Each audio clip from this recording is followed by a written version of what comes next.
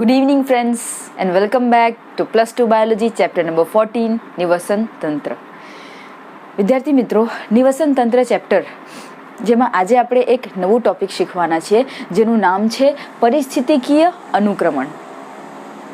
પરિસ્થિતિકીય અનુક્રમણનો એક સામાન્ય અર્થ છે કે પર્યાવરણમાં થતા ચેન્જીસના કારણે અથવા પર્યાવરણમાં આવતા ચેન્જીસની સાથે સાથે ત્યાં જે પણ જૈવિક સમાજ છે તેમાં જે ફેરફાર આવે, જે સિક્વેન્શિયલ સિરીઝ ઓફ ચેન્જીસ એમાં સર્જાય, એને જ કહેવાય છે પરિસ્થિતિકીય અનુક્રમણ.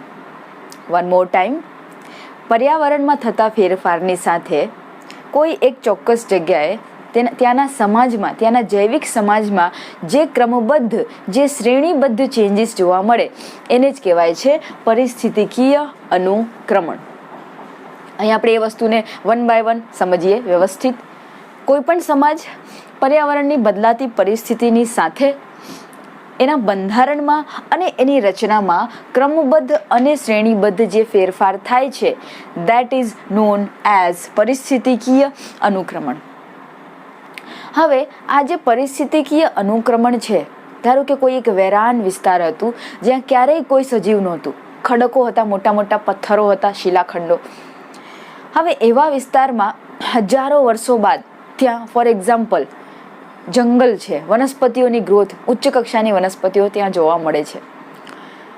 આ હજારો વર્ષોના પરિણામ સ્વરૂપે જે પર્યાવરણમાં જે ફ્લક્ચ્યુએશન્સ આવ્યા, જે ચેન્જીસ આવ્યા, એના પરિણામ સ્વરૂપે ત્યાં જે વનસ્પતિઓનું સમાજ હતું, જે જૈવિક સમાજ હતું, એ ખડકોથી ત્યારબાદ ઉચ્ચ કક્ષાની વનસ્પતિઓનું ડેવલપમેન્ટ દર્શાવે છે. આને જ કહેવાય છે પરિસ્થિતિકીય અનુક્રમણ. હવે આ અનુક્રમણ થવામાં, જેમ મેં તમને જણાવ્યું કે સદીઓ વીતી જાય, સો હજારો વર્ષો લાગે છે, ત્યારે એક ખડકયુક્ત વિસ્તાર, ત્યારે એક પથ્થરયુક્ત ભૂમિ કે જ્યાં કોઈ જ જીવન નહોતું, ન તો વનસ્પતિ હતી, ન તો પ્રાણીઓ હતા, હજારો વર્ષોના પરિણામ સ્વરૂપે ક્રમબદ્ધ અને શ્રેણીબદ્ધ પ્રક્રિયાઓ દ્વારા, પર્યાવરણીય ફેરફાર દ્વારા ત્યાં હવે એક નવું જે સમાજ અસ્તિત્વમાં આવ્યું છે, ફાઇનલી એને કહેવાય છે ચરમ સમાજ. ચરમ સમાજ is nothing but the climax community, કે જે પરિસ્થિતિકીય અનુક્રમણના અંતે ત્યાં હવે પર્યાવરણ સાથે સંતુલન સાધીને જે સમાજ એન્ડમાં ત્યાં હવે આપણને જોવા મળે છે એ. ક્લિયર? સો બેઝિકલી પરિસ્થિતિકીય અનુક્રમણ એ એક સ્ટેપવાઇઝ થતી પ્રોસેસ છે, એક શ્રેણીબદ્ધ અને ક્રમમાં અનુક્રમિત તબક્કાઓ દર્શાવતી પ્રોસેસ છે, જ્યાં સૌથી પહેલાં એ વિસ્તારમાં કોઈ જાતિ આવે. અનુક્રમણ દરમિયાન જો કોઈ વેરાન વિસ્તારમાં સૌપ્રથમ કોઈ જાતિ આવે તો એને આપણે કહીશું પાયાનું સમાજ અથવા તો સ્થાપક જાતિ. એટલે કે એની સ્થાપના થવાના કારણે અન્ય જાતિઓ અને ઉચ્ચ કક્ષાના સજીવો અથવા તો વનસ્પતિઓનું ત્યાં ગ્રોથ આપણને જોવા મળશે. તો પહેલું જે પ્લાન્ટ છે અથવા કોઈ સમાજ છે જે અનુક્રમણ દરમિયાન ત્યાં અસ્તિત્વમાં આવે, જે તે વેરાન વિસ્તારમાં સૌપ્રથમ જે અસ્તિત્વમાં આવે એને કહેવાય પાયાનું સમાજ અથવા તો સ્થાપક સમાજ. ત્યારબાદ અનુક્રમિત પ્રક્રિયાઓ, પરિવર્તિત પ્રક્રિયાઓ દ્વારા અલગ અલગ સમાજ ત્યાં ડેવલપ થાય. ક્લિયર? ફોર એક્ઝામ્પલ, કોઈ એક ખુલ્લા ખડકો હતા, ત્યાં સૌ પ્રથમ લાઇકેન આવી. હજારો વર્ષો બાદ પહેલાં તો એ ખડકને ભૂમિમાં રૂપાંતરિત થવામાં હજારો વર્ષો વીતી ગયા. પછી ત્યાં આપણને ખડકો પર પહેલાં તો લાઇકેન્સ જોવા મળી, એને ખડકોનું વિઘટન કર્યું અને એ ભૂમિમાં ફેરવાઈ ગયું ખડક. ત્યારબાદ ત્યાં ભૂમિ પર સૌ પ્રથમ ધારો કે છોડ ડેવલપ થયા. ત્યારબાદ છોડથી બી પહેલાં આપણે કહીએ તો દ્વિઅંગી વનસ્પતિઓ આવી, પછી ક્ષુપ છે, છોડ છે, અને ધીમે ધીમે લાસ્ટમાં વૃક્ષ આપણને હજારો વર્ષોના પરિવર્તન બાદ, ક્રમિક તબક્કાઓ બાદ જોવા મળ્યા. તો સૌથી પહેલાં જે લાઇકેન આવ્યું એ છે સ્થાપક સમાજ અથવા તો પાયાનું સમાજ. ત્યારબાદ જે દ્વિઅંગી વનસ્પતિઓ કે મોસ, પછી છોડ, ક્ષુપ, આ બધા જે ક્રમિક તબક્કાઓ છે સજીવોના અથવા સજીવોની ક્રમિક અલગ અલગ જાતિઓ છે, સમાજ છે, એને આપણે કહીશું ક્રમકી સમાજ. ક્લિયર? પાયાની જાતિ બાદ જે સિક્વેન્શિયલ સમાજ એસ્ટાબ્લિશ થાય છે જે તે એરિયામાં, અને પછી એની સંખ્યામાં પણ વધારો થાય છે, એના જૈવ ભારમાં પણ વધારો થાય છે. ક્લિયર? અને એમાં જે સિક્વેન્શિયલ ચેન્જીસ સમય વીતતા થતું રહે છે એને કહેવાય છે ક્રમકી સમાજ. અને લાસ્ટમાં કે જ્યારે વનસ્પતિઓ દ્વિઅંગી, છોડ, ક્ષુપ અને લાસ્ટ સ્ટેજમાં જે ઉચ્ચ કક્ષાની વનસ્પતિઓ હવે ત્યાં જોવા મળે છે, જે ફાઇનલ છે, ત્યારબાદ કોઈ ચેન્જ થયું નથી, તો એ ફાઇનલ સ્ટેજમાં જે સમાજ છે એને કહેવાય છે ચરમ સમાજ, જે આપણે અહીંયા જોયું. ક્લિયર? તો કોઈ પણ પરિસ્થિતિકીય અનુક્રમણ હોય, સૌથી પહેલાં જે જાતિ આવે એને કહેવાય પાયાનું સમાજ. પછી જે સક્સેસિવ અલગ અલગ જાતિઓનું જે વચ્ચે વર્ષો દરમિયાન થતું જે ચેન્જીસ છે, ક્લિયર, ધારો કે લાઇકેન, ત્યારબાદ દ્વિઅંગી, ક્ષુપ, છોડ, ક્ષુપ, આ બધા જે છે એ આવે ક્રમિક સમાજની કેટેગરીમાં અથવા તો ક્રમકી સમાજની કેટેગરીમાં. અને ફાઇનલી જે ત્યાં મોટા મોટા વૃક્ષો હવે જોવા મળી રહ્યા છે, જે ત્યાંના પર્યાવરણની સાથે હવે સંતુલન દર્શાવી રહ્યા છે અને હંમેશા મોટા સમયથી ત્યાં આપણને જોવા મળી રહ્યા છે, એ કહેવાય ચરમ સમાજ, એટલે કે ક્લાઇમેક્સ કમ્યુનિટી. ફાઇનલ ત્યાં અત્યારે જે સમાજ જોવા મળે છે એ સ્થળમાં, એ સમાજ. ક્લિયર? તો આ ત્રણ શબ્દોની સમજ આપણને હોવી બહુ જરૂરી છે. સ્થાપક સમાજ, ક્રમકી સમાજ અને ચરમ સમાજ, which is the ultimate and the climax community. Fine. તો આપણે હજી વ્યવસ્થિત પરિસ્થિતિ કે અનુક્રમણને હવે વ્યાખ્યાયિત કરીએ તો આપણે શું કહી શકીએ છીએ કે આપેલ ક્ષેત્રમાં કોઈ એક એરિયા છે, ત્યાં જે ત્યાંનું જૈવિક સમાજ છે અથવા કોઈ જાતિ છે, એમના બંધારણમાં ક્રમશઃ અને ધારી શકાય તેવા જે ફેરફારો થાય છે એને જ આપણે કહીશું પરિસ્થિતિકીય અનુક્રમણ. આપેલ સમયમાં કોઈ પણ એક વિસ્તારમાં પર્યાવરણમાં થતા ફેરફારની સાથે ત્યાંના જૈવિક સમાજમાં અથવા તો જાતિમાં જે ક્રમબદ્ધ અને ધારી શકાય એવા ચેન્જીસ જો થાય છે તો એને જ આપણે કહીએ છીએ પરિસ્થિતિકીય અનુક્રમણ. અને આ પરિસ્થિતિકીય અનુક્રમણ જે છે એમાં ત્યાં જે જાતિઓના અસ્તિત્વ હવે આવી રહ્યું છે, હજારો વર્ષો પછી એમની સંખ્યા ધીમે ધીમે વધશે, એમની વસાહતો વધતી જશે અને એમના વધતી જતી વસાહતોના કારણે જે જૂની વસાહતો છે એ ધીમે ધીમે ત્યાંથી અદૃશ્ય થશે. ધારો કે પહેલાં લાઇકેન આવી, પછી દ્વિઅંગી વનસ્પતિઓ આવી તો લાઇકેનની વસાહત ત્યાંથી હટી જશે. દ્વિઅંગી પછી છોડ આવ્યા તો ધીમે ધીમે દ્વિઅંગી વનસ્પતિઓ પર છોડ હાવી થઈ જશે. પછી ક્ષુપ આવ્યા, પછી વૃક્ષો આવ્યા બાદ ત્યાં આ જે લોઅર જે લેવલ છે એ વનસ્પતિઓ ત્યાંથી ધીમે ધીમે વેનિશ થતી દેખાશે. અમુક દેખાશે પણ આપણને ત્યાં, પરંતુ અલ્ટિમેટ સમાજ જે ચરમ સમાજ છે એમાં તો આપણને ઉચ્ચ કક્ષાના વૃક્ષો જ જોવા મળશે. તો આ જાતિઓની વસાહતોની સંખ્યા વધવાના કારણે ઘણી જૂની જાતિઓ જે છે ત્યાંથી અદૃશ્ય થતી જાય છે અને ફાઇનલી આપણને એક સમાજ જોવા મળે છે વનસ્પતિઓનું, જેને કહેવાય છે ચરમ સમાજ. વિદ્યાર્થી મિત્રો, આ જે પરિસ્થિતિકીય અનુક્રમણ આપણે સમજ્યા સક્સેસિવ ઓર્ડરમાં, એ થવામાં સદીઓ લાગી જાય છે કુદરતી રીતે, અથવા તો હજારો વર્ષો બી લાગતા હોય છે. અને હાલ જે પણ આપણને આસપાસ સજીવો, વનસ્પતિના જંગલો, જાતિઓ જોવા મળે છે એ આ હજારો વર્ષોના પરિણામ સ્વરૂપે, હજારો વર્ષોના અનુક્રમણના પરિણામ સ્વરૂપે જ આપણે જોઈ શકીએ છીએ. કશેક બી તમે મોટા મોટા વિશાળ પેડ જુઓ, ઝાડ જુઓ, બરાબર, વૃક્ષો જુઓ, એવું નથી કે રાતોરાત બની ગયા હશે, કાં તો મહિના બે મહિનાની અંદર, 1 કે 2 વર્ષમાં બની ગયું હશે મોટું જંગલ. એ સ્થાપિત થવામાં ઘણા હજારો વર્ષો વીત્યા હશે. પછી હજારો વર્ષોના અનુક્રમણના પરિણામ સ્વરૂપે એ વનસ્પતિ સમાજ તમે અત્યારે ત્યાં જોઈ શકો છો. અને આ જે અનુક્રમણની પ્રોસેસ છે એની સાથે સાથે સમાંતરે ઉત્ક્રાંતિની પ્રોસેસ પણ થતી રહે છે. એટલે સજીવોના ઇવોલ્યુશન જે છે એને પણ આપણે અનુક્રમણની સાથે જ પેરેલલી સમજી શકીએ છીએ. જે મેં અહીંયા મેન્શન કર્યું છે, અનુક્રમણ અને ઉત્ક્રાંતિ એ પેરેલલી ચાલતી પ્રોસેસ છે. ફાઇન. તો આપણે સમજી ગયા કે અનુક્રમણનો અર્થ શું છે. હવે આ અનુક્રમણ જે છે એ 2 પ્રકારના છે. એક છે પ્રાથમિક અનુક્રમણ અને એક છે દ્વિતીયક અનુક્રમણ. સૌથી પહેલાં આપણે સમજી લઈએ પ્રાથમિક અનુક્રમણ એટલે શું. વિદ્યાર્થી મિત્રો, આ બંને અનુક્રમણમાં તફાવત જે છે આપણે યાદ રાખીશું, MCQ માટે ઇમ્પોર્ટન્ટ છે. પ્રાથમિક અનુક્રમણ એટલે કે આવો અનુક્રમણ, આવો ફેરફાર એવા વિસ્તારમાં થાય જ્યાં પહેલાં કોઈ પણ સજીવ હતું જ નહીં, ત્યાં એક પણ સજીવનું અસ્તિત્વ હતું જ નહીં, એવા વિસ્તારમાં જો કોઈ સમાજ સર્જાયો છે તો એને કહેવાય છે પ્રાથમિક અનુક્રમણ. જો પહેલી વાર ત્યાં કોઈ જાતિ આવી છે એને કહેવાય પ્રાથમિક અનુક્રમણ. જ્યાં પહેલાં જીવન હતું જ નહીં, કોઈ સજીવ, કોઈ વનસ્પતિ, કોઈ પ્રાણી, કશું જ નહોતું, ત્યાં જો જૈવિક સમાજ રચાવાની શરૂઆત થઈ છે તો એને કહેવાય છે પ્રાથમિક અનુક્રમણ. દ્વિતીય અનુક્રમણ કોને કહીશું આપણે? દ્વિતીયક અનુક્રમણ, જ્યાં પહેલા કોઈ સજીવો હતા પરંતુ અમુક કારણોસર, કોઈ પણ નેચરલ ક્લાઇમેટિસ છે, કુદરતી આફત છે, અથવા કોઈ બી કારણોસર માનવ સર્જિત કોઈ આફત છે, એના કારણે એ સજીવો ત્યાંથી નાશ પામ્યા હોય.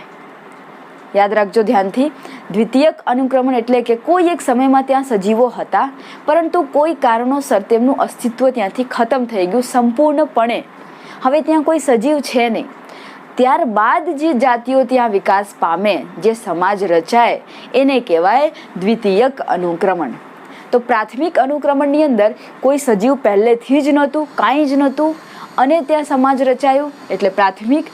દ્વિતીયક અનુક્રમણ એટલે કે સજીવો એક સમયે ત્યાં અસ્તિત્વમાં હતા પરંતુ કોઈ કારણસર તેમનું અસ્તિત્વ ત્યાંથી ખતમ થઈ ગયું, હવે ત્યાં ધીમે ધીમે ધીમે ધીમે જીવન પાંગરી રહ્યું છે, એને કહેવાય છે દ્વિતીયક અનુક્રમણ. તો અહીંયા તમે એક વસ્તુ વિચારશો તો તમને ખ્યાલ આવશે કે પ્રાથમિક અનુક્રમણ જે છે ત્યાં જ્યાં ક્યારેય કોઈ જીવન જ નહોતું, ત્યાં સજીવોની સ્થાપના થવામાં ઘણું લાંબુ સમય લાગે છે. ધારો કે કોઈ ખુલ્લા ખડકોનું વિસ્તાર હતું, મોટા મોટા પથ્થરો હતા, એ પથ્થર પર આજે તમને જો ત્યાં જંગલ જોવા મળે છે, મોટા મોટા વૃક્ષો જોવા મળે છે, એનો અર્થ છે કે પથ્થર ઘણા વર્ષો પછી પહેલાં તો ભૂમિમાં ફેરવાયું હશે, ત્યારબાદ ધીમે ધીમે ઘાસ, છોડ, ક્ષુપ ત્યાં ગ્રો થયા હશે, દ્વિઅંગી વનસ્પતિઓ ગ્રો થઈ હશે, અને પછી અલ્ટિમેટલી ત્યાં આપણને વનસ્પતિઓ જોવા મળી રહી છે. અને આ પ્રોસેસ હજારો વર્ષો જે છે લીધા બાદ થઈ હશે. તો પ્રાથમિક અનુક્રમણ is a long process, is a time taking process, time consuming process, જે ઘણા બધા હજારો કે સદીઓ લાગી જાય છે કે હજારો વર્ષો લાગી જાય છે ત્યાં જૈવિક સમાજની સ્થાપના, ચરમ સમાજની સ્થાપના થવામાં. કારણ કે ખડકો છે ફોર એક્ઝામ્પલ, એને ભૂમિ થવામાં જ પહેલાં તો 100, 200, હજારો વર્ષો લાગ્યા હશે ભૂમિ થવામાં માત્ર, અને ત્યારબાદ ત્યાં ધીમે ધીમે જે સમાજ રચાયું છે, જે વસતી રચાઈ છે વનસ્પતિઓની, એની સ્ટોરી અલગથી આપણે ગણીશું. તો જ્યાં પહેલેથી ભૂમિ જ નહોતી, કોઈ બી જીવન જ નહોતું, ત્યાં જો જીવન અત્યારે જોવા મળી રહ્યું છે તો ડેફિનેટલી આપણે કહી શકીએ કે એને બહુ ઘણું સમય લીધું હશે આ જીવનની સ્થાપના કરવામાં. તો પ્રાથમિક અનુક્રમણ એ ધીમી પ્રક્રિયા છે અને થવા માટે ત્યાં પહેલાં તો ભૂમિ, એક બેઝ હોવું જોઈએ જ્યાં સજીવો ગ્રો થઈ શકે છે. ક્લિયર?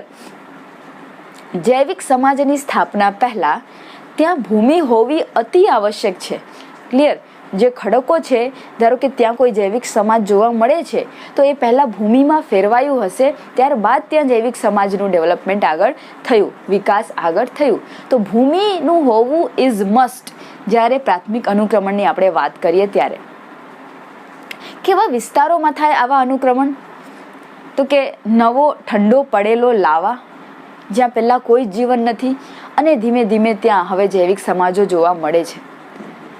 ખુલ્લા ખડકો, મોટા મોટા જે પથ્થરો હોય, લાઇકેન્સના આવવાના કારણે તેઓ તૂટે અને પછી ધીમે ધીમે એમનું વિઘટન થાય, ત્યારબાદ એ ભૂમિમાં ફેરવાય, હજારો વર્ષો લાગે આમાં, અને પછી ધીમે ધીમે ત્યાં વનસ્પતિ સમાજ જે છે એ ડેવલપ થાય. સિમિલરલી નવસર્જિત જળાશય એટલે કે તળાવ, નવા જે તળાવ હોય જ્યાં અત્યારે એક શૂન્ય જીવન છે, કોઈ જીવન જ નથી, ધીમે ધીમે ત્યાં જીવન પાંગરે હજારો વર્ષોના પરિણામ સ્વરૂપે, એને આપણે કહીશું પ્રાથમિક અનુક્રમણ. તો બેઝ સ્વરૂપે ત્યાં ભૂમિનું હોવું આવશ્યક છે, એ આપણે યાદ રાખીશું. અને આ ધીમી પ્રક્રિયા છે એ બી આપણે યાદ રાખીશું. અને પ્રાથમિક અનુક્રમણ ત્યાં જ થાય છે જ્યાં પહેલાં કોઈ જ જીવન અસ્તિત્વમાં નહોતું. ફાઇન. ખુલ્લા ખડકો એ ફળદ્રુપ જમીનમાં પહેલાં ફેરવાય, જેના માટે સદીઓથી હજારો વર્ષો લાગી જતા હોય, અને ત્યાં પછી જૈવિક સમાજનો વૃદ્ધિ અને વિકાસ આપણને જોવા મળે છે. હવે દ્વિતીયક અનુક્રમણની વાત આપણે જો કરીએ તો આપણે એ તો જોયું કે ત્યાં પહેલાં કોઈ સમાજ હતું પણ કોઈ કારણોસર એનું અસ્તિત્વ હવે નથી, હવે ધીમે ધીમે નવું સમાજ ત્યાં રચાઈ રહ્યું છે, એ છે દ્વિતીય અનુક્રમણ. કયા કયા વિસ્તારોમાં થાય? તો કે પૂર્ણપણે ત્યજાયેલ ખેતી લાયક જમીન, એટલે કે કોઈ જમીનમાં આપણે બહુ વર્ષો પહેલાં ખેતી કરતા હતા અને ઘણા વર્ષોથી આપણે ખેતી કરવાનું ત્યાં છોડી દીધું છે, એટલે ત્યાં કોઈ વનસ્પતિઓ બી નથી કે કોઈ પ્રાણી, કોઈ સજીવ નથી ત્યાં. ક્લિયર? તો પહેલાં તમે ખેતી તો કરી હતી, એટલે ત્યાં પહેલાં વનસ્પતિઓ હતી, અને ખેતી ન કરવાના કારણોસર એ જમીન હવે બંજર થઈ ગઈ છે, અને ત્યાં જો ધીમે ધીમે કોઈ સમાજ રચાય તો આપણે એને કહીશું દ્વિતીયક અનુક્રમણ. સિમિલરલી સળગી ગયેલા જંગલોને સળગાવી દેવામાં આવે છે માનવ પ્રવૃત્તિઓ દ્વારા, અને ત્યાંના જે બી વનસ્પતિક જીવન છે એનો સંપૂર્ણપણે વિનાશ થઈ જાય છે. પછી ત્યાં ધીમે ધીમે ધીમે ધીમે વર્ષો લાગે, સદીઓ લાગે, એટલીસ્ટ સેકાઓ લાગતા હોય છે ત્યાં જીવન ડેવલપ થવામાં. પ્રાથમિક અનુક્રમણ કરતાં આ ઝડપી હોય છે. લગભગ 50થી 100 વર્ષોમાં કે 100થી 200 વર્ષોની અંદર ત્યાં એક વાનસ્પતિક સમાજની રચના આપણે એક્સપેક્ટ કરી શકીએ છીએ. કાપી નાખેલા જંગલો, વન કટાઈના કારણે સમગ્ર ત્યાં જે જૈવિક સમાજ છે એનો આપણે વિનાશ કરી દઈએ છીએ, અને પછી પણ ત્યાં ધીમે ધીમે જીવન, વનસ્પતિક જીવન પાંગરતું રહે અને ગ્રો થતું રહે. એને જ આપણે કહીશું દ્વિતીયક અનુક્રમણ. પૂરથી પ્રભાવિત જમીન, ક્લિયર. તો આ જે પણ અલગ અલગ કારણો છે એ કારણોસર કોઈ એક જીવન એકવાર ત્યાં અસ્તિત્વમાં હતું, એ નષ્ટ થઈ ગયું. પછી ધીમે ધીમે ત્યાં પર્યાવરણમાં થતા ચેન્જીસના કારણે કન્ટિન્યુઅસ ફેરફારો થતા ગયા, અને ત્યાં જૈવિક સમાજ રચાતું ગયું. એને કહેવાય દ્વિતીયક અનુક્રમણ. પ્રાથમિક અનુક્રમણ કરતાં આ ઝડપી છે, કારણ કે પહેલી વસ્તુ કે ત્યાં ભૂમિ પહેલેથી અવેલેબલ છે. તમે અહીંયા જોશો કે આ જેટલા પણ આપણે કારણ જોયા કે જ્યાં દ્વિતીયક અનુક્રમણ જોવા મળે છે, ત્યાં સોઇલ તો પહેલેથી જ છે. ખડકો અને વેરાન જગ્યાઓ નથી કે જેને હવે ભૂમિમાં કન્વર્ટ કરવામાં જ 100 કે 200 વર્ષ લાગી જાય. ત્યાં ભૂમિ પહેલેથી જ છે, અવસાદન છે, એટલે વનસ્પતિની ગ્રો થવામાં આ જે પ્રાથમિક અનુક્રમણ છે એના કરતાં તો ઓછું ટાઈમ લાગશે, કારણ કે અહીંયા તો પહેલાં ભૂમિ જ બનાવવું પડે. જ્યારે આ કન્ડિશનમાં ભૂમિ અથવા અવસાદન પહેલેથી છે, એક બેકગ્રાઉન્ડ છે, એક બેઝ છે જ્યાં સજીવો ગ્રો થઈ શકે છે. ક્લિયર. નવા જૈવિક સમાજના સ્થાપનની પ્રક્રિયા જે છે એ પ્રાથમિક અનુક્રમણ કરતાં દ્વિતીયક અનુક્રમણમાં ઝડપી હોય છે. હવે આપણે વનસ્પતિઓમાં થતા અનુક્રમણની વાત કરીશું.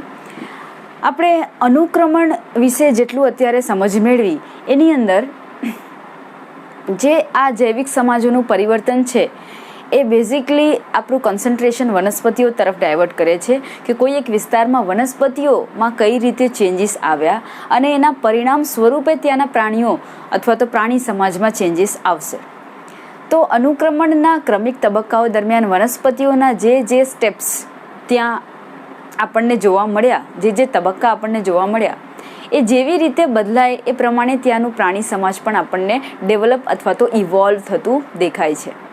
હવે આ પ્રાણી સમાજો જે વનસ્પતિ પર ખોરાક માટે આધારિત હોય, આશ્રય માટે આધારિત હોય, તો વનસ્પતિઓમાં જે અનુક્રમિત ફેરફારો થાય, પરિણામ સ્વરૂપે આ પ્રાણી સમાજ જે છે એમનો ખોરાકની આદતો, ખોરાકમાં અને આશ્રય સ્થાનમાં પણ આપણને ફેરફાર જોવા મળતું હોય છે. ક્લિયર. સો વનસ્પતિઓમાં જે અનુક્રમણ છે એ પ્રાણીઓની સંખ્યા, તેમના પ્રકાર અને વિઘટકોમાં પણ પરિવર્તન આપણને દર્શાવે છે. વનસ્પતિમાં ચેન્જીસ જોવા મળશે તો એના પર જે પ્રાણીઓ આધારિત છે એમની સંખ્યામાં પણ આપણને ચેન્જીસ જોવા મળશે. વનસ્પતિ દ્વિઅંગીથી છોડ, છૂપ અને વૃક્ષમાં ફેરવાઈ ગઈ તો એના પર આધારિત રહેનારા સજીવો પણ ધીમે ધીમે બદલાયા. ક્લિયર. અને સજીવો બદલાયા પછી વિઘટકોનું સ્વરૂપ પણ બદલાયું. સો વનસ્પતિઓના અનુક્રમણને આપણે સમજીએ ડિટેલમાં કે જેના થકી બધા ચેન્જીસ જે છે નેચરમાં થતા હોય છે. હવે આ વનસ્પતિઓનું જે અનુક્રમણ છે એ ખૂબ જ ભીના વિસ્તાર બે પ્રકારે થઈ શકે. એક ખૂબ જ વેટ, અતિ ભીનો વિસ્તાર, અને એક શુષ્ક વિસ્તાર.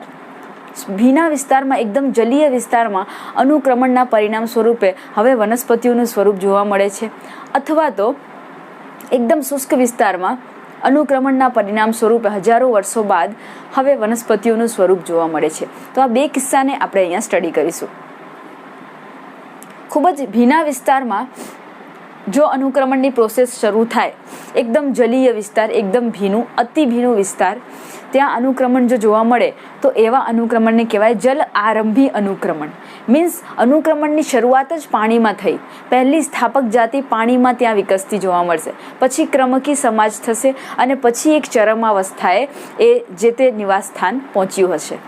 Similarly on the other side શુષ્ક વિસ્તારની અંદર જે અનુક્રમણ જોવા મળે એને કહેવાય શુષ્ક આરંભી અનુક્રમણ. એટલે કે પહેલી સ્થાપક જાતિ એ શુષ્ક એરિયા પર આવશે.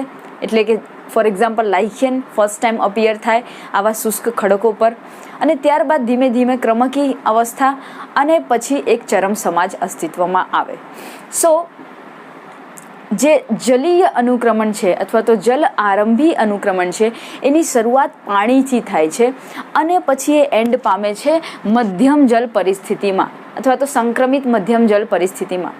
હવે મધ્યમ જલ પરિસ્થિતિનો અર્થ છે કે ન તો બહુ શુષ્ક ઝોન અને ન તો બહુ ભીનું એરિયા, બરાબર, મીડિયમ એરિયા કે જ્યાં વનસ્પતિઓ જે છે એના ચરમ સમાજ પર પહોંચી ચૂકી છે. એટલે પર્યાવરણ સાથે તાલમેલ સાધીને હવે સ્થાયી રીતે વનસ્પતિઓનું એક આપણને મોટું સમાજ કે વસતી ત્યાં જોવા મળે છે. સિમિલરલી શુષ્ક એરિયામાંથી જે અનુક્રમણ શરૂ થાય એ પણ અંત પામે ક્યાં? મધ્યમ જલ પરિસ્થિતિની અંદર. એટલે કે ન તો બહુ શુષ્ક હવે ત્યાં છે અને ન તો બહુ ભીનું વિસ્તાર છે, એક મીડિયમ વિસ્તાર છે જ્યાં ઉચ્ચ કક્ષાની વનસ્પતિઓ હવે પાંગરી રહી છે, એમનું જીવન હવે ત્યાં ડેવલપ થઈ રહ્યું છે, વિકાસ પામી રહ્યું છે. તો વનસ્પતિઓમાં જે અનુક્રમણની આપણે ચર્ચા કરી એ અનુક્રમણ પછી જલ આરંભી હોય કે શુષ્ક આરંભી હોય, બંને અનુક્રમણ છેવટે એક એવા ચરમ સમાજનું નિર્માણ કરે છે જે મધ્યમ જલ પરિસ્થિતિ આપણને દર્શાવે છે. એટલે ન તો બહુ ભીની અને ન તો બહુ શુષ્ક, એક મીડિયમ જલ પરિસ્થિતિ આપણને ત્યાં હવે જોવા મળે છે. હવે આ જ બંને કોન્સેપ્ટને આગળ વધારતા આપણે પાણીની અંદર પ્રાથમિક અનુક્રમણ કઈ રીતે થાય છે, પહેલાં કયો સજીવ પાયાની જાતિ કઈ હોય, પછી ક્રમકી અવસ્થાઓ શું હોય અને ચરમ અવસ્થા પર કઈ જાતિ આવે. સિમિલરલી શુષ્ક જે એરિયાઝ છે ત્યાં કઈ રીતે પ્રાથમિક અનુક્રમણ થાય છે, ધારો કે ખુલ્લા ખડકો પર કે ખુલ્લા વિસ્તારોમાં કઈ રીતે હવે વન્ય સમાજ કે ચરમ સમાજ જોવા મળે છે એને આપણે સમજીશું. તો શરૂ કરીએ આપણે ખુલ્લા વિસ્તારમાં થતા પ્રાથમિક અનુક્રમણથી. ખુલ્લો વિસ્તાર સમજી લો કે ખડકો છે, ખુલ્લા મોટા મોટા ખડકો, પથ્થરો છે. ત્યાં સૌ પ્રથમ આવે લાઇકેન. એટલે લાઇકેન થઈ ગઈ હવે પાયાની જાતિ અથવા તો પાયાનો સમાજ, જેને આપણે સ્થાપક સમાજ તરીકે પણ ઓળખીએ છીએ. આ લાઇકેન શું કરશે? ઘણા બધા એસિડિક સ્ત્રાવ કરશે એ ખડકો પર અને ખડકોનું વિઘટન કરશે, એને તોડી દેશે અને સદીઓ બાદ એ ખડકો જે છે એ ભૂમિમાં ફેરવાઈ જશે વેધરિંગની પ્રોસેસ થ્રુ. ક્લિયર? અપક્ષયન જેને કહેવાય. તો ખડક જે છે એ ભૂમિમાં તબદીલ થઈ ગયું, પરિવર્તિત થઈ ગયું. કોના મદદથી? લાઇકેનમાંથી થતા એસિડિક સ્ત્રાવના મદદથી. ક્લિયર? તો સૌ પ્રથમ એ વેરાન જે ખડકનો ખુલ્લો વિસ્તાર હતો ત્યાં લાઇકેન આવી, એટલે લાઇકેન થઈ ગયું પાયાનું સમાજ.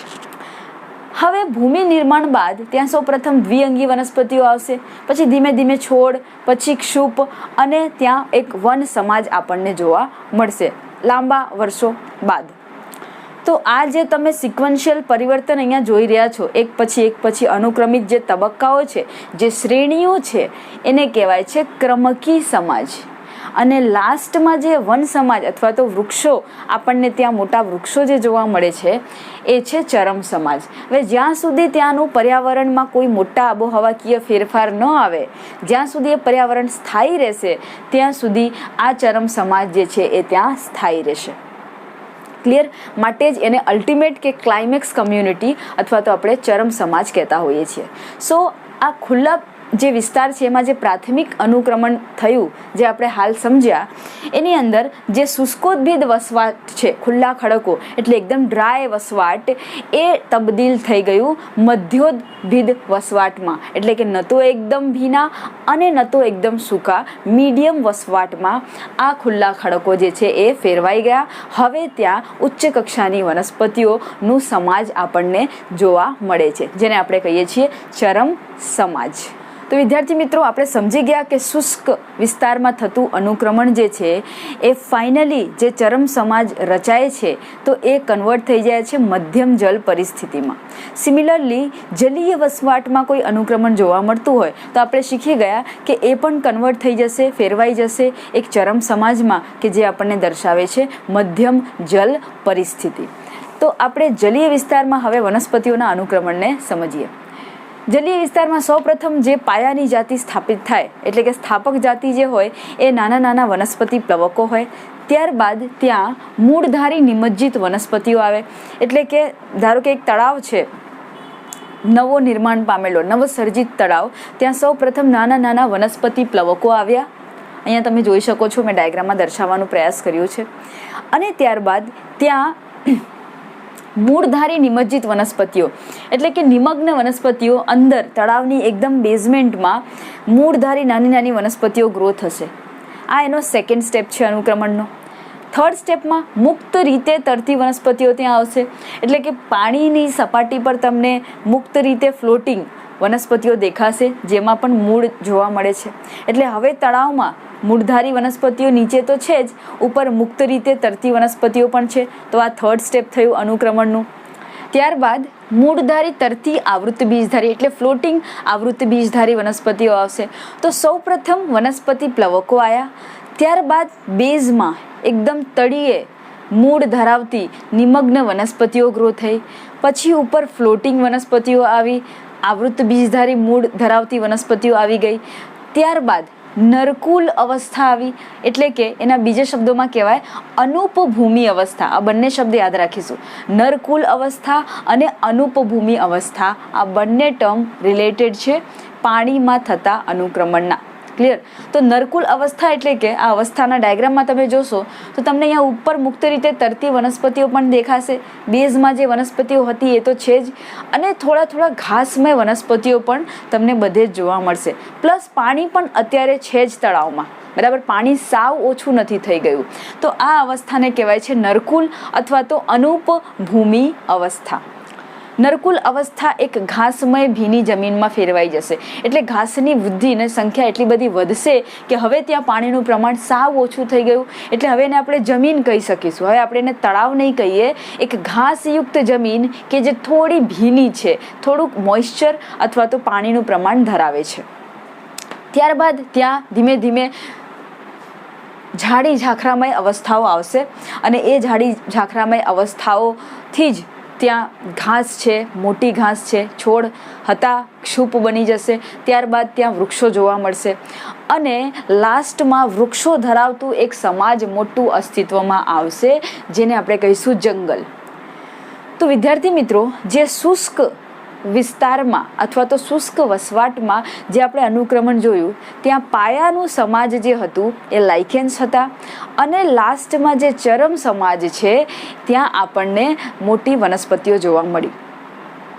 સિમિલરલી આ જે જલીય વસવાટમાં અનુક્રમણ આપણે જોઈ રહ્યા છીએ, એમાં પણ પાયાની જાતિ કઈ? નાના વનસ્પતિ પ્લવકો. આ બધું જ MCQ માટે મોસ્ટ ઇમ્પોર્ટન્ટ. પાયાની જાતિ, નાના વનસ્પતિ પ્લવકો, અને અલ્ટિમેટલી એ ફેરવાઈ ગયું શામાં? એક જંગલમાં, એક વૃક્ષ વન ધરાવતા વિસ્તારમાં. ક્લિયર? તો બંને અનુક્રમણમાં એ શુષ્ક હોય કે પછી પાણીનું હોય, એમાં તમે જોશો કે એનું એન્ડિંગ જે છે એ મોટી વનસ્પતિઓથી જ થાય છે. અથવા તો બાયોલોજીકલી આપણે એવું કહી શકીશું અનુક્રમણની ભાષામાં કે બંને શુષ્ક અને ભીના વિસ્તારમાં જે અનુક્રમણ થઈ રહ્યું છે એ એક સ્થાયી અવસ્થાએ પહોંચે છે, જેને આપણે કહીએ છીએ મધ્યમ જલ પરિસ્થિતિની અવસ્થા. ન તો બહુ શુષ્ક અને ન તો બહુ ભીની અથવા તો જલીય અવસ્થા. તો વિદ્યાર્થી મિત્રો, આજે આપણે માત્ર અનુક્રમણ સમજ્યા છે, અને આ ટોપિક બહુ જ ઇમ્પોર્ટન્ટ છે. પરિસ્થિતિકીય અનુક્રમણ ભીના વસવાટમાં અને શુષ્ક વસવાટમાં. અનુક્રમણની વ્યાખ્યા આપણે શીખ્યા. પાયાનું સમાજ શું હોય, ક્રમિક સમાજ શું હોય, અને ચરમ સમાજ શું હોય, આની ડેફિનેશન અને ઉદાહરણની અંદર આને આપણે સમજ્યા. અને આપણે વિસ્તાર સ્વરૂપે સમજ્યા કે શુષ્ક વિસ્તારમાં વનસ્પતિઓનું અનુક્રમણ કઈ રીતે થાય છે, અને જલીય વિસ્તારમાં અથવા તો જલીય વસવાટમાં વનસ્પતિઓનું અનુક્રમણ કઈ રીતે થાય છે. હવે જેટલી પણ નોલેજ આપણે અત્યાર સુધી મેળવી એને આપણે ફટાફટ તમારા ટેક્સ્ટબુક અને અધર ઇમેજીસના માધ્યમથી સમરાઇઝ કરીએ. તો આજે આપણે શીખ્યા કે પર્યાવરણ બદલાવાની સાથે સાથે ત્યાંના જૈવિક સમાજમાં જે ક્રમિક ફેરફારો થાય છે એને જ આપણે કહીએ છીએ પરિસ્થિતિકીય અનુક્રમણ. અને ફાઇનલી જે સમાજ રચાય છે જેને આપણે કહીએ છીએ ચરમ સમાજ, જે પર્યાવરણ સાથે એકદમ સંતુલનમાં હોય છે, એટલે કે સ્થાયી હોય છે, જ્યાં સુધી કોઈ મોટા પ્રકારના ફેરફારો પર્યાવરણમાં ન થઈ જાય. અનુક્રમણ દરમિયાન જે પણ ક્રમિક અવસ્થાઓ હોય એને આપણે ક્રમક કહીશું, કોઈ પણ પરિસ્થિતિકીય અનુક્રમણ જે છે એ ઉત્ક્રાંતિને સમાંતર હોય છે. પછી આપણે જોયું પરિસ્થિતિકીય અનુક્રમણના 2 પ્રકાર, પ્રાથમિક અને દ્વિતીયક. પ્રાથમિક અનુક્રમણ ખુલ્લા ખડકોમાં, ત્યારબાદ નવા ટાપુ વિસ્તારો હોય જ્યાં ક્યારેય કોઈ જીવન નહોતું, રેતાળ જમીન, નવો ઠંડો પડેલો લાવા ધરાવતો વિસ્તાર કે જ્યાં કોઈ સજીવો નથી, નવસર્જિત તળાવ. આ બધા જ એરિયા એવા છે જ્યાં પ્રાથમિક અનુક્રમણ જોવા મળે અને એ ખૂબ જ ધીમી પ્રક્રિયા છે જે આપણે જાણીએ છીએ. અને આ અનુક્રમણ થવા માટે સૌપ્રથમ તે વિસ્તારમાં ભૂમિનું સ્થાપિત હોવું ખૂબ જ જરૂરી છે અને એ સ્થાપનામાં જ સદીઓ લાગી જાય છે અને સંપૂર્ણપણે ચરમાવસ્થા સ્થાપિત થવામાં હજારો વર્ષો પણ લાગી શકે છે.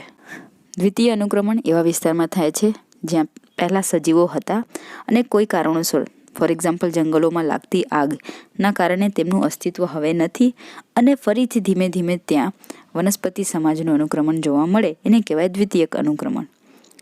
આ તમે વિસ્તાર જોઈ શકો છો જ્યાં ભૂમિ પહેલેથી જ હોય અને સજીવોનું ત્યાં અનુક્રમણ ત્યારબાદ શરૂ થાય. આ એ વસવાટ છે જ્યાં દ્વિતીયક અનુક્રમણ જોવા મળે છે. જંગલોમાં લાગતી આગ અથવા તો વન કટાઈ જેવી જે માનવ પ્રવૃત્તિઓ છે. ત્યારબાદ આપણે પાણીમાં થતા અનુક્રમણની વાત કરી, એટલે કે જલ આરંભી અનુક્રમણ. જલ આરંભી અનુક્રમણ જે છે એ જલીય વિસ્તારથી શરૂ થઈને મધ્યમ જલ પરિસ્થિતિમાં અંત પામે છે, જેને આ ઇમેજમાં તમે વ્યવસ્થિત સમજી શકો છો. શુષ્કારંભી અનુક્રમણ જે હોય એકદમ ડ્રાય વિસ્તારમાં શરૂ થાય અને એ પણ સંક્રમિત મધ્યમ જલ પરિસ્થિતિમાં જ પરિણમતું હોય છે. શુષ્કારંભી અનુક્રમણની અંદર સૌથી પહેલાં લાઇકેન્સ આવે, ત્યારબાદ દ્વિઅંગી વનસ્પતિઓ, પછી ક્ષુપ અને ક્ષોળની સ્થાપના થાય જે તે વસવાટમાં, અને ત્યારબાદ મોટી વનસ્પતિઓ અને છેવટે લાસ્ટમાં સ્થાયી ચરમાવસ્થા એટલે કે વન સમાજ ત્યાં સ્થાપિત આપણને જોવા મળે અને ત્યાં સુધી સ્થાયી રહે જ્યાં સુધી પર્યાવરણમાં કોઈ મોટા ફેરફારો થઈ જતા નથી. પછી આપણે જલારંભી અનુક્રમણની વાત કરી, જેમાં સૌપ્રથમ પાણીમાં વનસ્પતિ પ્લવકો આવે એટલે તે પાયાના સમાજની રચના કરે. ત્યારબાદ નિમગ્ન વનસ્પતિઓ હોય જે તળાવના તળિયે ગ્રો થાય. પછી ફ્લોટિંગ એટલે કે તરતી મુક્ત વનસ્પતિઓ. ત્યારબાદ અનુપભૂમિ અવસ્થા જેને આપણે નરકુલ અવસ્થા કહીએ છીએ. પછી ઘાસમય ભીની જમીન એટલે કે ઘાસના મેદાન જેવી અવસ્થા થઈ જાય અને સેકન્ડ લાસ્ટ ઝાડી ઝાખરામય અવસ્થા અને ત્યારબાદ મોટા વૃક્ષો જે તે વિસ્તારમાં સ્થાપિત થઈ જતા હોય છે. આનાથી આપણને ખ્યાલ આવે છે કે પાણીમાં જે અનુક્રમણ છે એ પણ મધ્યમ જલ પરિસ્થિતિમાં જ અંત પામે છે, એટલે કે મોટા વૃક્ષો અથવા તો વન સમાજ અથવા જંગલોમાં અંત પામતું હોય છે. તો અનુક્રમણ જલારંભી હોય કે શુષ્ક આરંભી હોય, અંતે તે મધ્યમ જલ પરિસ્થિતિમાં ફેરવાઈ જતું હોય છે.